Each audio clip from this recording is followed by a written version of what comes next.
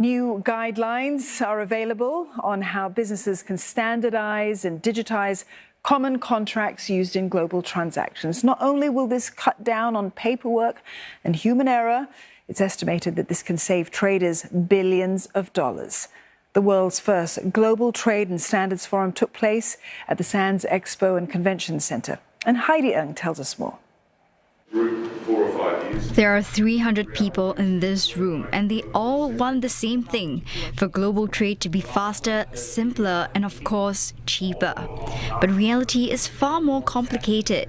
Today, each cross-border transaction involves still the exchange of, on average, about 36 documents and 240 copies across multiple actors. Less than 1% of trade documents are fully digitalized. A key impediment is the lack of common standards. And that's why we're here at this forum today, to learn how to make things easier for global cross-border trade. And I have with me here Pamela, who's the overall in charge of this forum, to talk me through the announcements today. Can you tell me what are the new standards? For 7 key trade documents, certificate of origin, warehouse receipt, invoice, all the most basic trade documents, we set standards on how do you basically make them data instead of using paper and PDF. And the significance of this is that today there's too many standards on the supply chain, and so that makes it very difficult for companies to connect.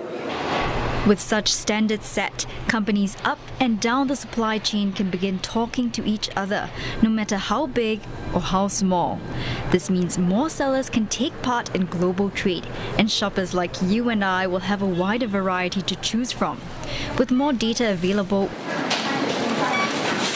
we'll also get to know exactly what we're buying when such information is encoded in QR codes in future.